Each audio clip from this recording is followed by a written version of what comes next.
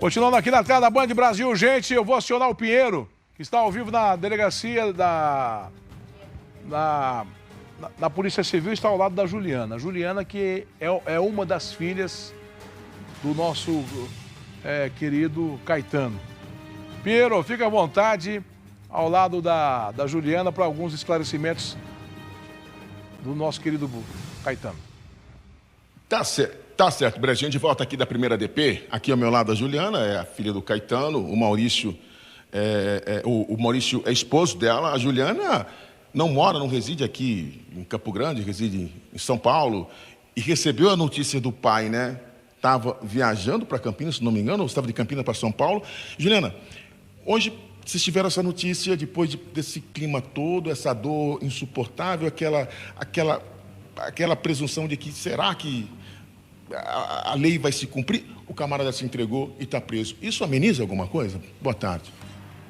Assim, deixa a gente mais seguro, por uma questão que a gente estava com medo, né? Vai que ele venha querer fazer alguma coisa com a gente. Também conforta um pouco. Eu costumo separar em duas caixas, porque a dor de perder o meu pai, nada do que ele pague, do que a justiça decrete, nem que se houvesse prisão perpétua para ele, não traz meu pai de volta, não diminui essa dor.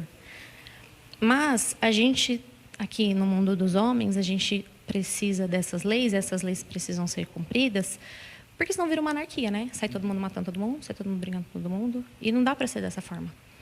Então, isso, assim, eu fiquei rolando ali, sabe, atualizando o feed de notícia para ver, gente, será que ele se entregou? Será que pegaram? Será que se entregou? Será que pegaram? Porque a gente também não quer que saia impune.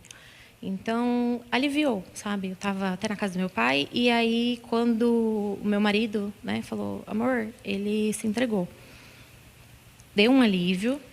Depois a gente continuou lá, aí tudo ali lembra meu pai. Então, você mexe numa coisa aqui, você vê eu até peguei um livro, que era um livro que ele estava lendo, e lembra.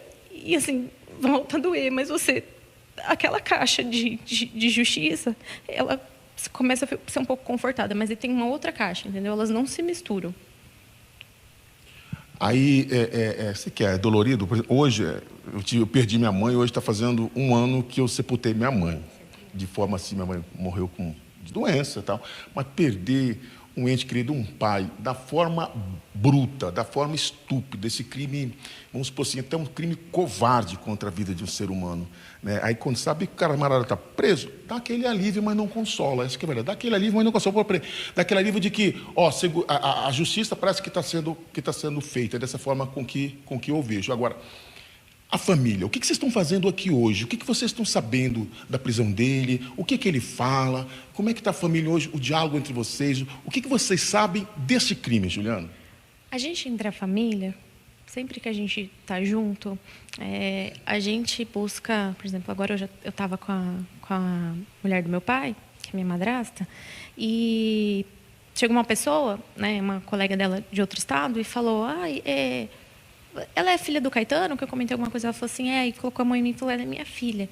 Então, assim, agora o que a gente está fazendo junto é compartilhar as histórias do meu pai. Então, eu contei coisas, ela contou coisas, a gente está revivendo aquilo ali, sabe, para manter vivo. Eu até tenho no meu celular, a gente se falava toda semana, ontem mesmo escutei um áudio e eu vou sempre, para eu não perder, assim, sabe, a voz dele, para eu não esquecer da feição dele.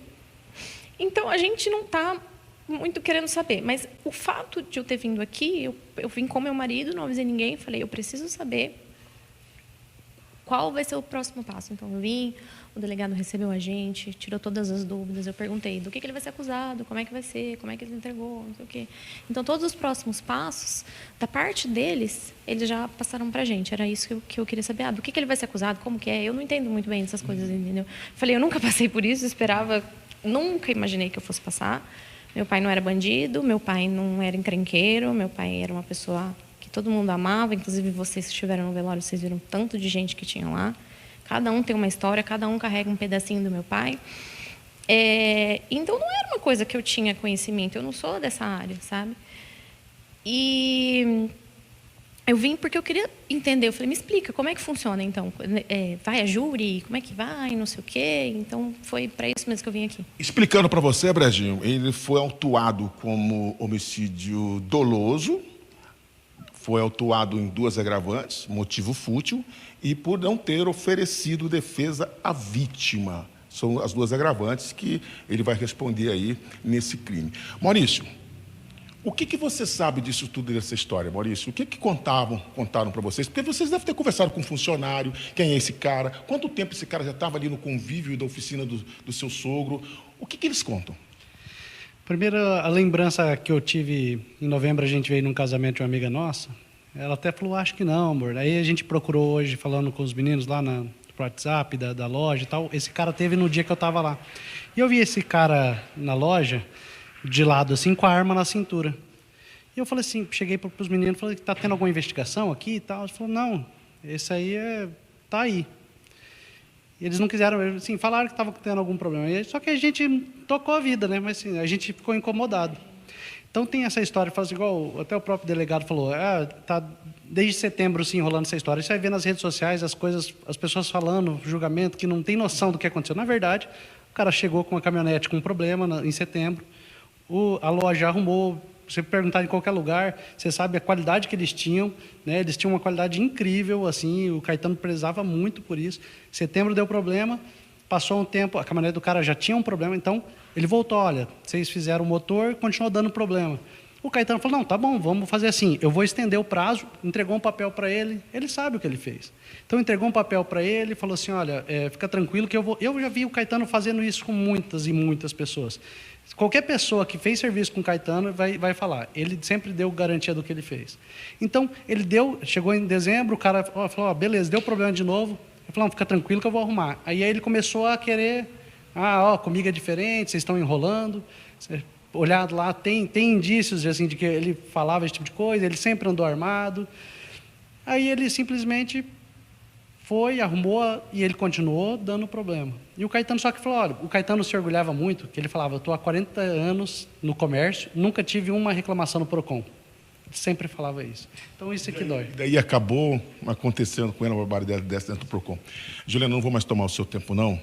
Eu sei que o momento é de dor, o momento é de... Mas eu tenho certeza que no fundo do seu coraçãozinho aí, seu pai não vai morrer nunca para você. As imagens não vão morrer, nada. Mas esse conforto de que esse cara está preso já vai começar a dar uma mudança aí. Tá bom, minha filha? Sim, eu queria agradecer o Brejinho também. Brejinho, meu pai tinha adoração por você. Eu já cheguei em eventos que você realizou, que meu pai estava patrocinando. Não, é o evento do Brejinho, eu não posso deixar de ir. Às vezes era longe, do outro lado, 30 quilômetros ele ia. E aí eu lembro, a gente dava risada. Nossa, mas pai, um evento tão longe, vai fazer... Não, a gente tem que estar lá, o Brejinho que está realizando. Então, obrigada pela amizade, pelo carinho que eu sei que você tinha por ele. E eu peço para vocês que vocês não deixem essa história morrer sem que antes tenha uma solução, sabe? Vocês, como imprensa, são voz para a gente, para a nossa família. Se não são vocês aqui pressionando, apertando em cima, muita coisa não acontece. Então, espero que tudo que vocês levem para frente é a verdade, a história do meu pai, e que vocês peçam, a voz de vocês sejam para pedir justiça para a gente. Obrigada. Aí, Vera Brajo. Beleza? Conversei aqui com a Juliana, conversei aqui com o Maurício. Parece que é a outra filha do Caetano, aquela moça. É amiga da Juliana. Filha postiça. Tá bom, Velho Brejo? Vamos continuar por aqui, na primeira DP. A hora que você quiser chamar, só chamar a gente aqui, tá bom? Obrigado, Pinheiro. Transmito o meu carinho à Juliana. Ela sabe o carinho que eu tinha pelo pai dela, que Deus possa confortar o coração. E todas as palavras que nós falamos para ela não vai confortar o coração. Somente Deus para confortar o coração dessa menina. Que essa família possa gozar da luz. Nós precisamos de pessoas de bem. E o Caetano era uma pessoa de bem.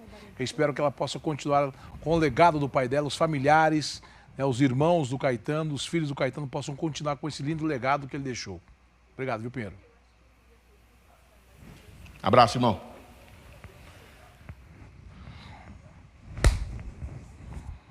Vamos continuar?